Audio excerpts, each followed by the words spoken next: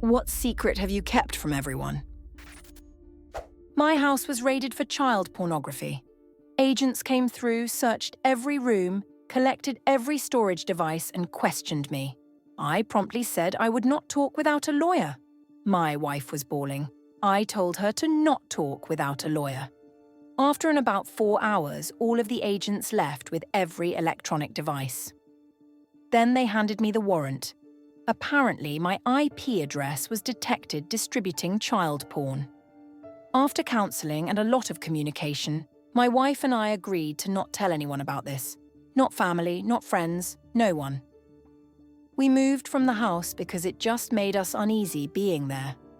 After 3 years of fighting with the agency, we finally got all of our devices back. The devices they took were the only copies of all of our photos, so it was one of the happiest days ever. It turns out one of our neighbours was using our Wi-Fi, which had an easy 8-letter lowercase password. Once they didn't find anything on our devices, they did a search of the neighbour. TLDR, use a good Wi-Fi password or bad shit can happen. I make music under a fake identity and I'm approaching 400k monthly listeners on Spotify. None of my friends know, not even my kids. Cash for Life winner. Took the annuity to fund retirement in the near future. 1k a week for life. For over 2 years, I was secretly drinking 10 to 15 drinks a day. I'd have 2-3 in front of others, but the rest I snuck when no one was looking. I've been sober for over a year now, but there's no one to share this achievement with. It's a strange feeling being proud of something so significant while keeping it hidden from everyone around me. The silence feels both like a victory and a burden at the same time. Edit. Thanks for everyone's congrats and words of encouragement. The kids have been eating regular Cheerios for years. Maybe 5 years now out of the same Honey Nut Cheerios box, LOL. When I was in my 20s, my mother had a secret affair with the guy I was dating, all while I was still with him. Now at 60, it still hurts that she would betray me like that. The pain of knowing someone so close to me could do something so cruel has lingered all these years. It's a wound that never fully healed, a betrayal that still haunts me every time I think about it. If you're reading this, brother, your N64 Donkey Kong cartridge is buried out back next to the daffodils in our old house. You should have let me play it with you. I recently went through bladder cancer surgery and treatment. Thankfully, I'm fine now, but I told very few people, not even my family. I'm still not entirely sure why I kept it so private. Maybe it was fear. Maybe it was not wanting to worry anyone.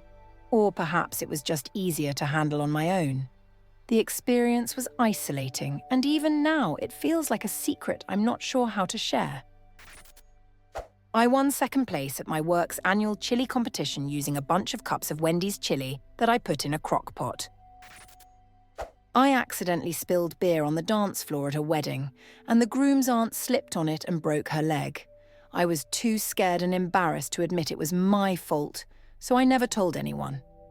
To this day, I feel guilty knowing that my carelessness caused her pain and ruined a part of their special day.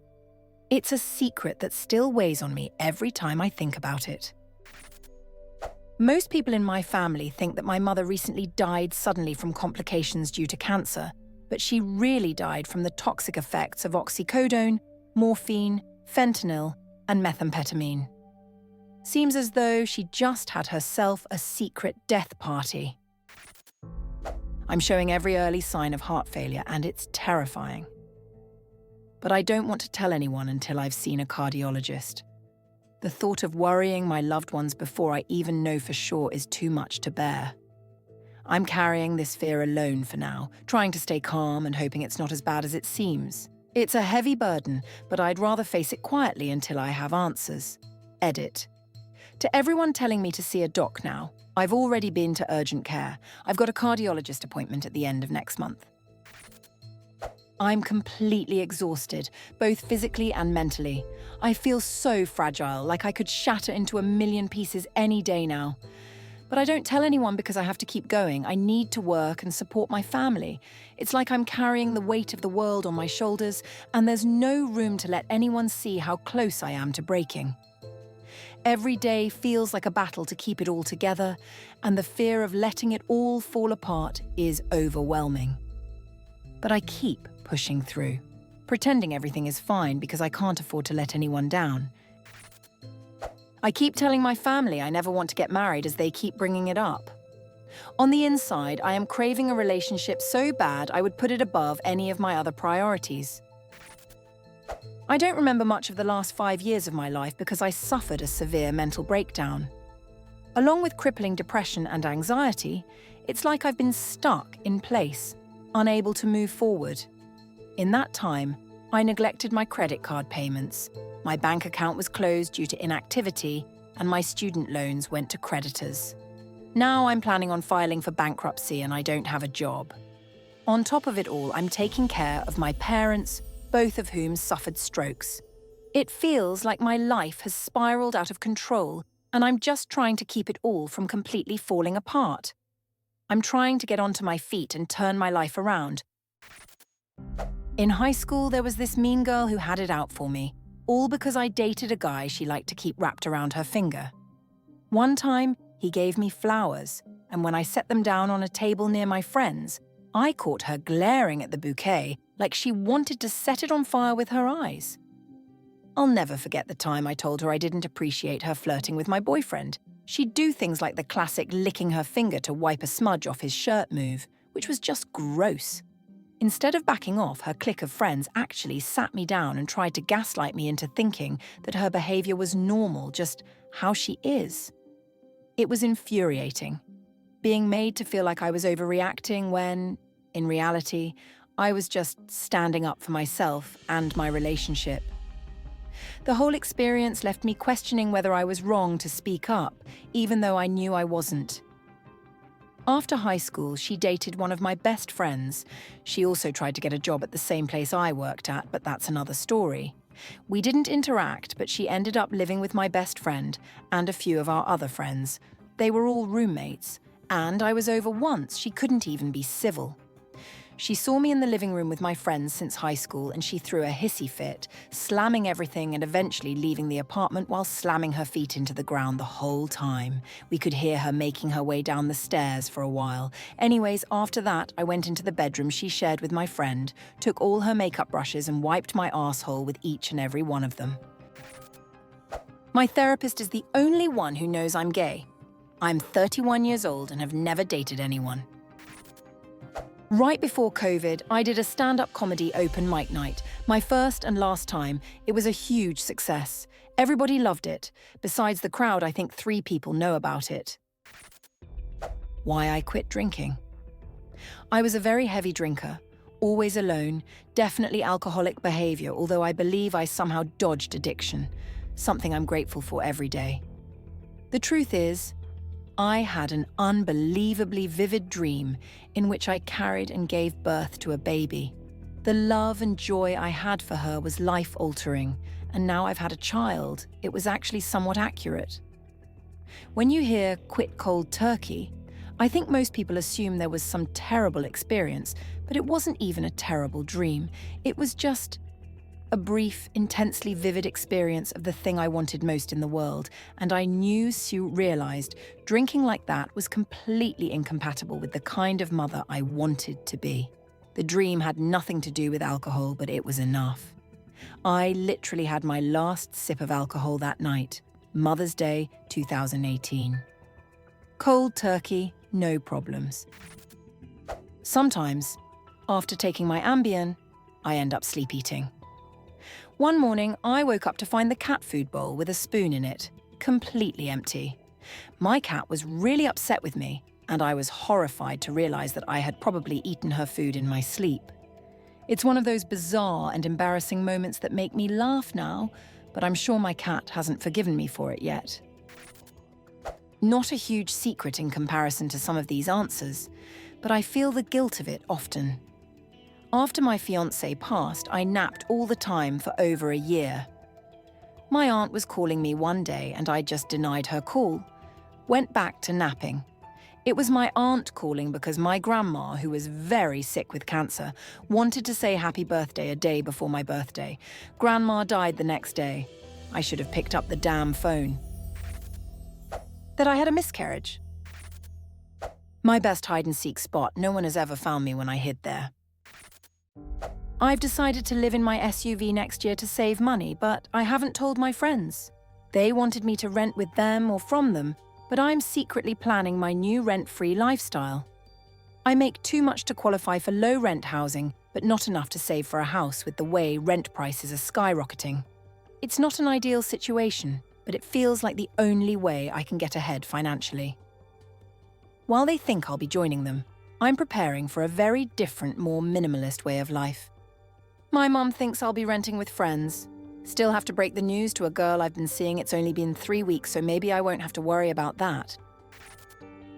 In the pre-Keurig days, we had a coffee club at the office. A group of us coffee addicts would take turns buying coffee for the communal coffee maker. I got annoyed with the club, so I slowly started swapping out some of the regular grounds with decaf. After 2 to 3 weeks, it would be 90% decaf. I'd keep it there for another week or two, then swap it all out with 100% regular coffee, and watch everyone get all geeked up when it kicked in. And after a week or so, start the cycle again. When I was 9, my friend would use my laptop during sleepovers to get to online video rooms, similar to Omegle, connects with Rando, can also use to video call You Are Friends. She was 2 classes older than me. One night, she was controlling it, and the person started asking us more inappropriate questions. She would answer. I was uncomfortable but not familiar with any of this shit. I was 9 and it was 2008. I didn't understand that the internet was scary or dangerous. Anyways, my friend undressed to her bra and pressured me into doing so as well. I remember feeling wrong. But I didn't have many friends and did what she said. The person told us to stand in front of the camera, etc. I only remember standing in front of the camera, nothing else.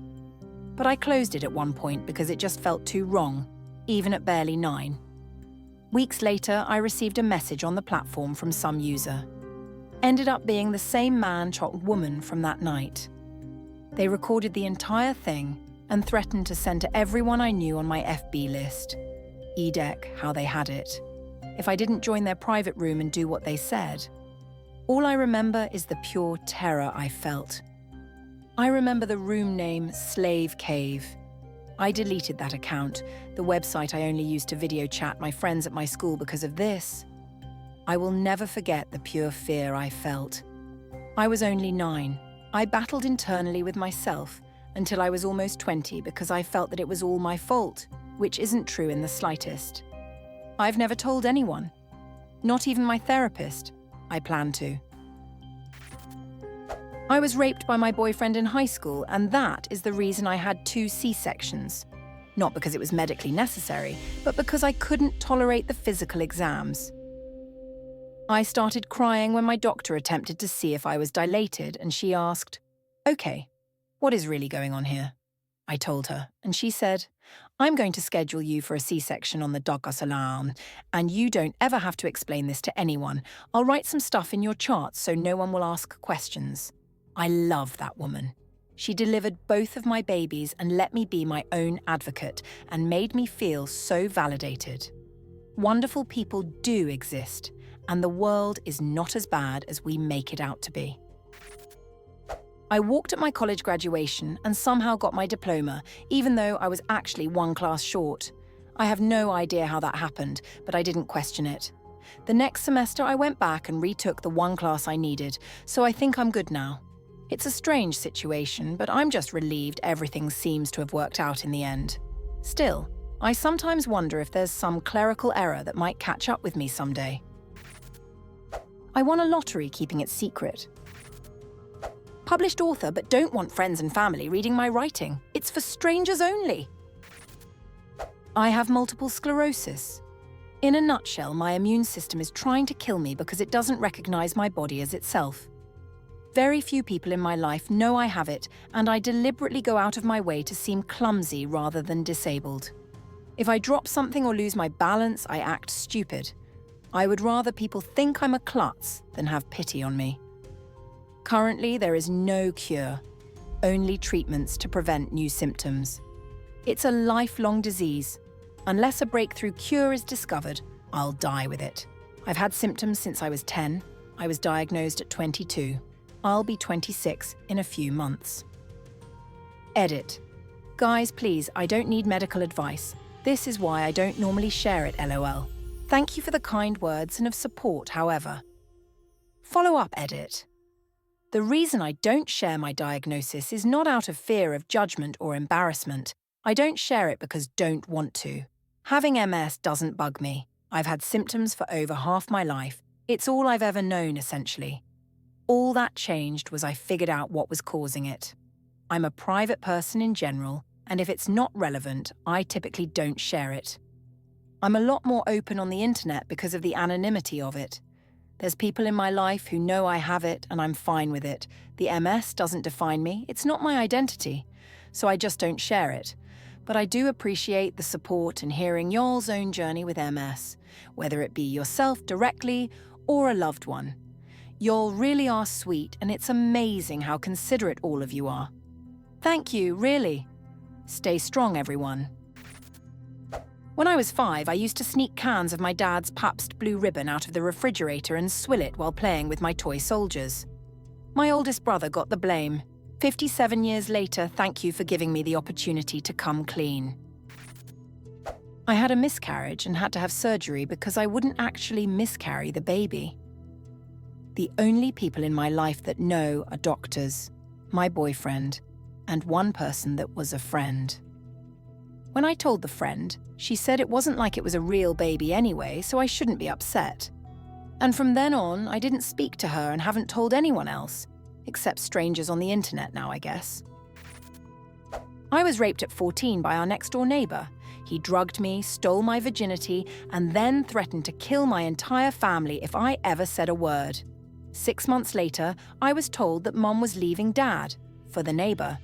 I didn't tell her because I was sure that if I told her then, she'd think I was a terrible person making up lies to make her stay.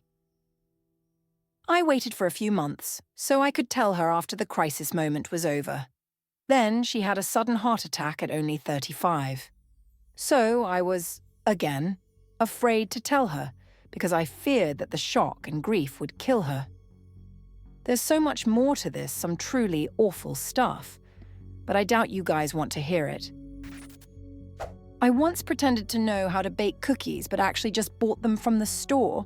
What a legend, right? That I'm getting sterilized as a single young woman. I don't think a lot of people can tell, but I struggle with clinical depression, and even with my meds each day, I have to find a reason to not kill myself. For about 2 years, I would get so hammered a few times a month and try to kill myself with my revolver or by ODing, and each morning I'd be so miserable waking up, and the hangover, withdrawal, never helped. It was a really dark period, and my memory is spotty, but I remember everyone at work assuming I was happy because I was always making jokes and committing to coming in early, staying late. I tell everyone I don't want to get married, been with the love of my life for 4 years now. But the reality is, my partner's been fighting a divorce case for over 7 years, and this is why we cannot marry. 1. I was raped repeatedly as a kid by a family member. 2. I was drugged, raped, and had my bank accounts cleaned last November while out for a drink. 3. I've thought about suicide daily for 30 years now since I was 7, and I can't wait to just leave this place. There's no moment I'm not thinking about all of this. Living is not a good experience, but I think I still have the capacity to love, and it keeps me going. When I was 16, I bought a car without telling my parents, registered it in my name, but had no insurance and used to park it at random lots all over town. Also stole a dealer plate, used to slap on any car for test drives and such. Parents found out when I got stupid and left it on the street, and a cop saw an '89 Bonneville with a car dealer plate on it, lol. Anyway, the part I've never told anyone is that once I made the car legal, at the furious behest of my parents, I would sometimes go up country to visit my dying widowed grandma. One time I told her I was coming up but did dumb teenage shit instead. She called me and left a message saying how sad she was I hadn't shown up. I lied and said I got a flat tire on the way. That was bullshit. Sorry, Grandma. I know you loved me anyway, but that was real bullshit. I have a heart condition that means I'll be gone in 10 years, absolute max. My family and a few close friends know that my heart isn't the greatest, because sometimes it limits what I can do. But none of them know the extent of it, or that it's not curable, only manageable, and will continue to deteriorate over time. I have 13 and 14-year-old boys. I just want to be around long enough to make sure they reach adulthood okay. That's enough for me. The reason I'm keeping it to myself is that I went through breast cancer and chemo at 29. I saw the way people looked at me then, how they treated me, the pity in their eyes. And those were the ones that didn't simply dump me because they didn't know how to deal with it. I don't want that again. It was the chemo that ruined my heart. I had a very bad reaction to one of the chemo drugs. I was told I could continue treatment with it and risk possible long-term damage or discontinued treatment and more than likely die of cancer. My kids were 1.5 and 2 then. It was an easy choice. I'd take my chances with the chemo and pay the ferryman later, giving me as much time with my kids as I could wrangle. When the damage to my heart was discovered, the doctors were surprised at how at peace and calm I was about the rather bleak prognosis. But the way I see it, if I hadn't had the chemo, I'd already be dead. I've already managed almost 12 extra years and may get another 10. I did all the I may die existential mental gymnastics back then, and am happy with my choices. I got granted extra time I had fully come to terms with potentially not having. I'm grateful for that. And that's why it would piss me off beyond belief to see pity in people's eyes and have them feel sorry for me. It minimizes my achievement. I won. I got more time than I dared to hope for, and I won't let anyone tarnish that achievement. Thank you for watching and listening to these stories. Sometimes sharing is the first step towards healing.